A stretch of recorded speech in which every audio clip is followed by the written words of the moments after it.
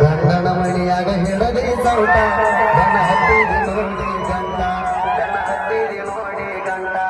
ದನ ಹತ್ತಿದಿ ನೋಡಿ ಗಂಡ ಗಂಡನ ಮಣಿಯಾಗ ಹಿಡದಿ ಸೌಟ ದನ ಹತ್ತಿದಿ ನೋಡಿ ಗಂಡ ಸಾಟ ನಿನ್ನ ನಾನು ಕಾಲ್ಮರಿ ಬಿಡಲಿ